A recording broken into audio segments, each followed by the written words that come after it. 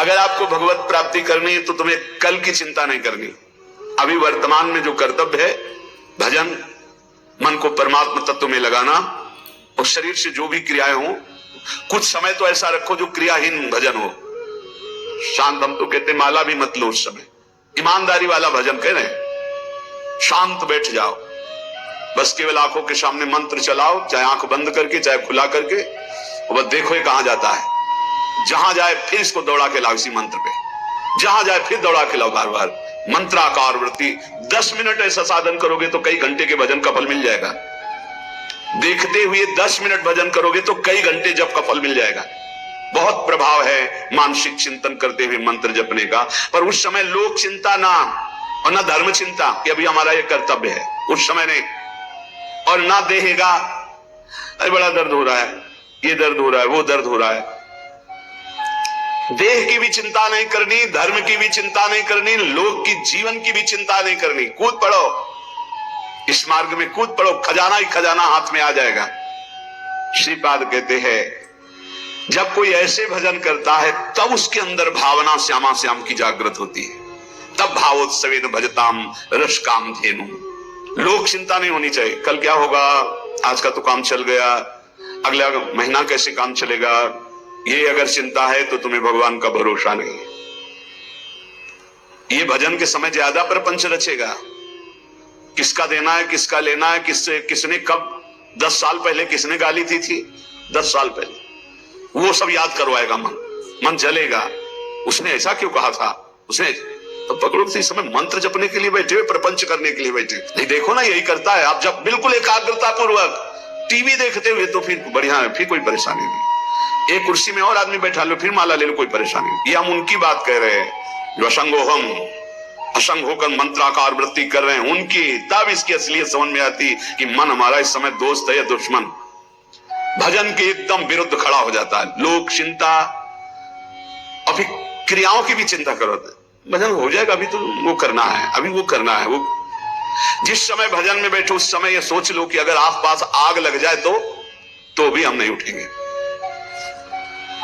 आसपास आग लगी हो तो भी नहीं उठेंगे। योगक्षेमम वहाम में हम करने वाले भगवान मुझे उठाया के या आग को शीतल करें, उनका विषय है। और सच्ची कहते हैं जब चल रहा है तो अग्नि की भी ताकत नहीं कि आपके रोम को झुलसा दे, यदि सत्य भाव में स्थित हो। प्रहलाद जी को आग में झोंक दिया गया, कबीरदास जी को आग में झोंक दिया गया, कुछ नहीं हुआ, क्योंकि आग में जो दायिका शक्ति है वो प्रभु के द्वारा दी गई है, प्रभु ने ही प्रकट की है। पूरी लंका जल गई, हनुमान जी महाराज की पूंछ के बार में भी झुलसन नहीं हुई। जो व्यक्ति बात बात पे क्रोध करता रहता है वो अपने भजन को छीण कर देता है, उसका भजन फलदायी नहीं हो पाता।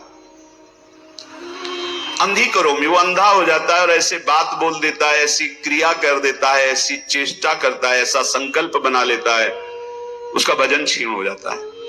क्रोधी पुरुष का भजन क्षीण हो जाता है, वो भगवत प्राप्ति कराने में समर्थ नहीं होता। अंधी करो में भुवनम बधरी करो में, गुरुजन उसे बोले समझावे तो उसको गुस्सा आ जाएगा, वो बहरा हो जाता है, उनकी बात नहीं सुना, वो अंधा हो जाता है, वो चेतन होते हुए जड़ हो जाता है। बस वो मैं ऐसा कर सकता हूं, मैं ऐसा कर दूंगा, वो अपने परम कर्तव्य को भूलकर अहित की बात बोलना लगता है, गाली गलौज करना। इसलिए बुद्धिमान पुरुष को चाहिए, जो भगवत प्राप्ति करना चाहता है, इस क्रोध रूपी शैतान से बचे। ये आ गया तो ना गुरुजनों की बात सुनेगा, ना देखेगा, ना समझेगा, जड़ जैसा हो जाएगा और बहुत गंदी गंदी बातें बोलने लगे, गाली गलौज, अपराध प्रवृत्ति, हिंसा आदि। जो उपासक भगवत प्राप्ति करना चाहता है इस क्रोध से बचे। क्रोध बहुत ही हानिकारक है। जब कोई सही मार्ग में चलने लगता है, दूसरों को सुख पहुंचाने की बात बोलता है, तो दैवी शक्तियां उसकी रक्षा में हो जाती, वो अकेला नहीं रहता। जब कोई धर्म से चलता है, नाम जप करता है, दूसरों को सुख पहुंचाने की बात सोचता है, तो भागवतिक दैवी शक्तियां उसकी सहायता में हो जाती है। और जब कोई कुमार्गगामी होता है, अपंथानाम तु गच्छन्तम, गंदे आचरण में चलता है, तो उसका अवसर पर सगा भाई भी साथ नहीं देता है। दैवी शक्तियों की तो बात क्या जाने दो। अपंथानाम तु गच्छन्तम सोदरोपि विमुंचति, जो उधर से उसी उधर से प्रकट हुआ सगा भाई वो भी त्याग कर देता है, उसका कोई साथ नहीं देता। इसलिए प्रायः सुकृति नाम अर्थे देवायांति सहायतम, सुकृतिवान बनो, धर्म मार्ग में चलने वाले बनो, भगवान नाम स्मरण करने वाले बनो, सब दैवी शक्तियां तुम्हारी सहायता करेंगी बिना मांगे।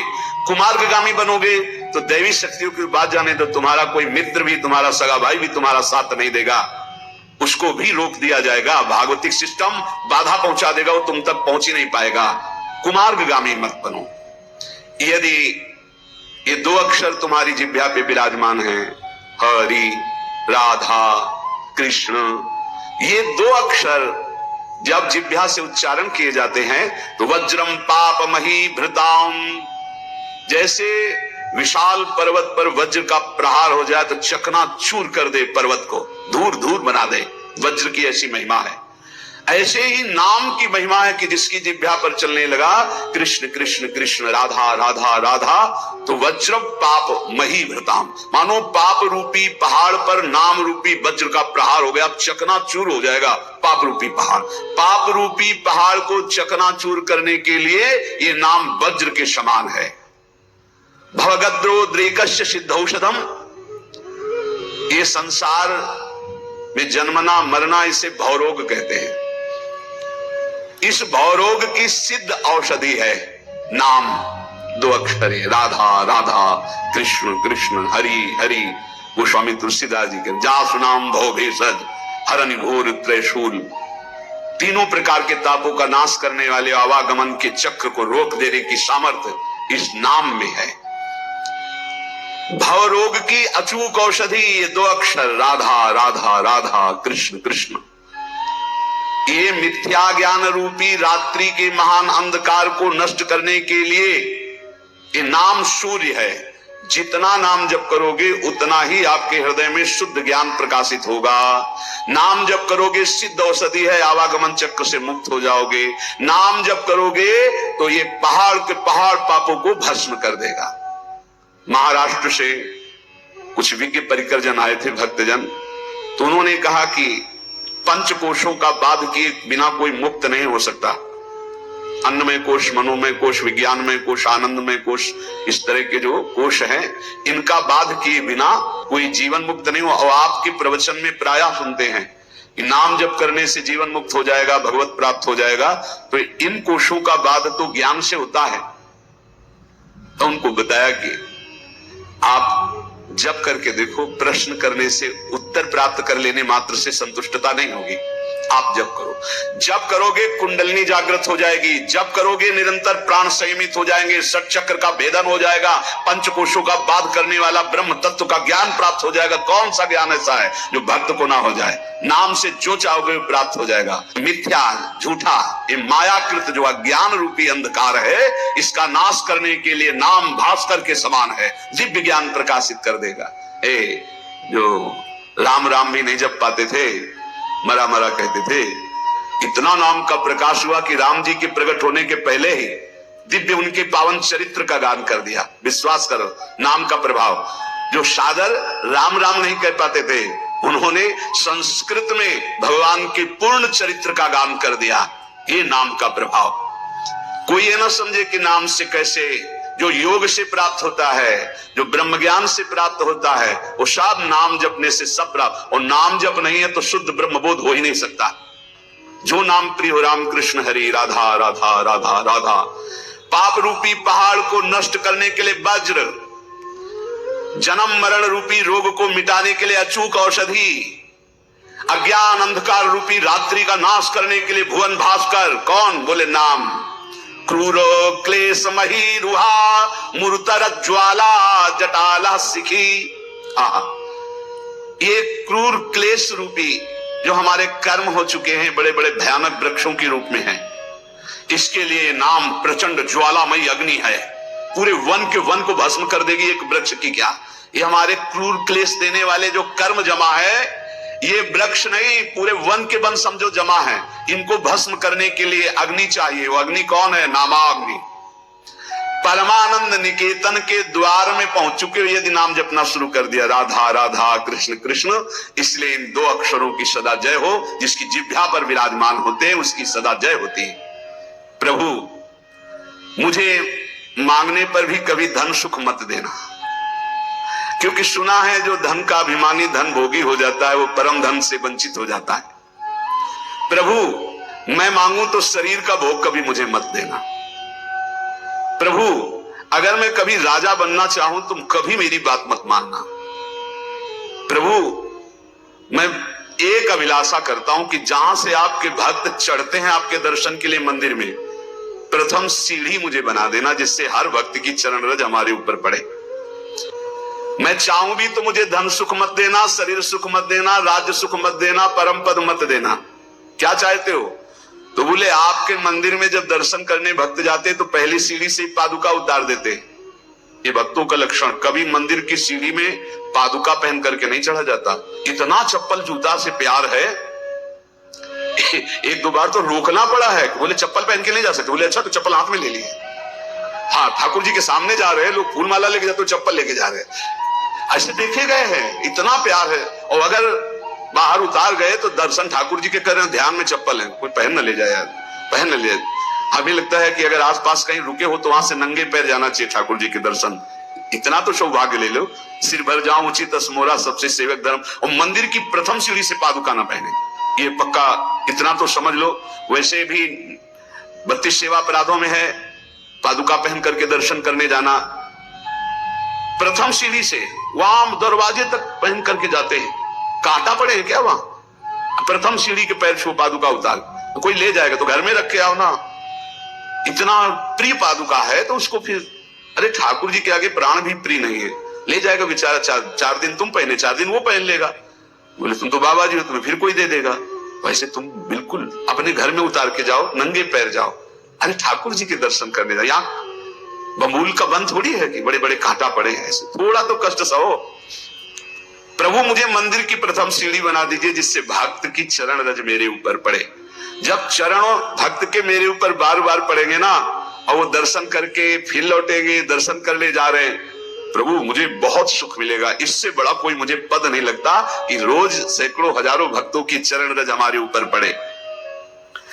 नाथ या जिसमें भक्तजन पा करके अपने पात्र धोते हो, श्री कुलशेखर अलवार नाम के महाभागवत है, भक्तजन जिसमें पाकर अपने पात्र धोते हो उस नाली का कीड़ा बना देना जिससे मुझे भक्तों की जूठन खाने को मिलेगी।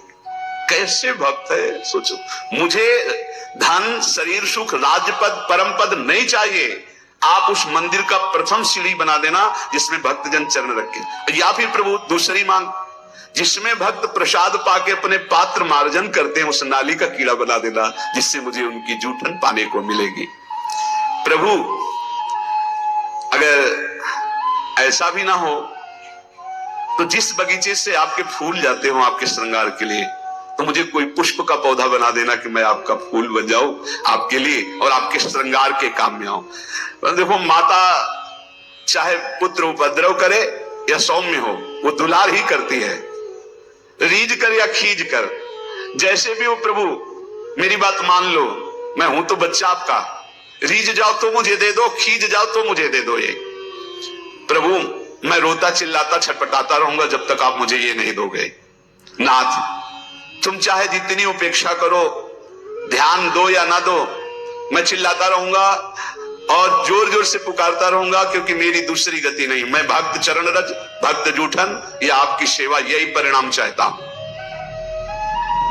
प्रभु यदि आप प्रीतम हो, सबके सामने मेरा तिरस्कार करो और परित्याग करो तो क्या मैं मान लूंगा कि मेरा परित्याग कर सकते हो आप?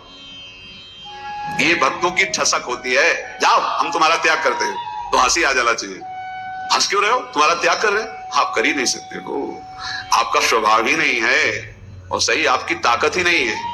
पक्का ताकत नहीं, मंदिर की बात करें ना, प्रभु त्याग कर सकते हैं ना गुरुदेव त्याग कर सकते हैं। गुरुदेव शरीर से आपको दूरी करके नजदीक रहने से भी ज्यादा कृपा करेंगे। ध्यान रखना, ये स्वभाव है।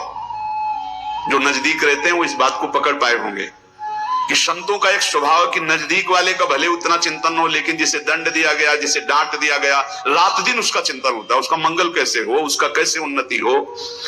तो यहां कह रहे हैं भक्तराज जी कि यदि आप सबके सामने मेरा तिरस्कार करवा दो और कह दो मैंने परित्याग कर दिया, तो भी मैं नहीं मान सकता कि आप परित्याग कर सकते हैं। मैं आपके चरणों को कभी नहीं छोड़ सकता। जाने की बात कहने पर भी मैं जाने की बात सोच नहीं सकता। ये बात होनी चाहिए। चल निकल जाओ यहां से। कहां? जहां तुम्हारा मन हो। तुम्हारा मन तो यही है, हम नहीं जाएंगे। नहीं भागो, यहां तुम्हारे लिए कोई ठोर नहीं। तो हमारे लिए कोई ठोर है ही नहीं तो क्या करें? न बाहर ठोर है न यहां ठोर है, तो ठोर तो हमारी यही है। तुम चाहे मेरी ओर आंख उठाकर न देखो, पर मैं केवल तुम्ही को देखूंगा। तुम चाहे मेरी तरफ कभी मत बोलो, पर मैं कृपा का अवलंबन लेकर बोलूंगा तो सिर्फ आपसे ही बोलूंगा। क्या बात है। तुम कभी मेरी अभिलाषा पूर्ण मत करो, लेकिन अभिलाषा करूंगा तो एकमात्र तुम्ही से करूंगा। तुम त्रिभुवन को सुख दो, मुझे दुख दो, पर हे त्रिभुवन पति मैं आपसे ही प्यार करूंगा। यह है प्रेमियों की छाती। भगवान, मैं खोटी बुद्धि वाला हूं, सैकड़ों गलतियां करता रहा हूं। आप बड़े कोमल स्वभाव वाले हो और बड़े दूर परिणामी हो, दूर की बात सोचने वाले हो। मैं खोटी बुद्धि वाला हूं। देखो प्रभु, जिनके रोग होता सैकड़ों प्रकार की औषधियों के चक्कर में पड़ते हैं, क्लेश उठाते हैं, रोग मिटाना चाहते हैं, पर हमने पकड़ लिया एक महान औषधि, नाम रूपी रसायन का निरंतर पान। इसलिए प्रभु खोटी बुद्धि वाला हूं, पर छोटी बुद्धि वाला भी हूं। छोटी बुद्धि में ज्यादा बातें नहीं आती, भक्त तो बड़े प्रेमी होते। हमने तो आपको छोटा बस नाम पकड़ लिया है, राधा राधा कृष्ण कृष्ण, ये रसायन पान कर रहा हूं। और गोविंद, अब आपसे कहता हूं निकल के दिखाओ। फंसा लिया भगवान को। खोटी बुद्धि वाला हूं, बहुत बुरा कर्म किया हूं, छोटी बुद्धि वाला हूं। जैसे लोग के रोग होते तो सैकड़ों औषधियों की चक्कर में पड़ते हैं, वो बड़ी बुद्धि वाले हैं, हम छोटी बुद्धि वाले एक औषधि में पड़े, नाम औषधि। नाम को पकड़ लिया। अब नाम को पकड़ लिया तो तुम निकल के दिखाओ, जाओ निकल के। ये खास ठसक होती भक्त की। नाम ने तुमको भी मोहित कर रखा है। अब पीने वाला तो छक ही जाता है इसमें, और उसको जो छू ले, जो सानिध्य, वो भी छक जाता है। इसलिए मैं कभी आपके द्वारा दी हुई सुदीर्घ यातनाओं से भयभीत होने वाला नहीं। मैं आपकी धमकियों में आने वाला नहीं। भगवान से कह रहे कि मैं तुम्हें छोड़ दूंगा, मैं तुम्हें त्याग दूंगा, तुम खोटी बुद्धि के हो। नाथ, अब आलस्य को दूर करके बस आपके नाम का निरंतर जप करते हुए आपको दया के लिए विवश करूंगा। रोता रहूंगा, पुकारता रहूंगा, राधा राधा राधा। कभी तो भनक पड़ेगी कान में, कभी तो दौड़ के आना ही पड़े, विवश कर दूंगा आपको। ये बहुत बढ़िया बात मिली है। कह रहे हैं बहुत छोटी बुद्धि वाला हो, इसलिए ज्यादा विचार हमारे दिमाग में है नहीं।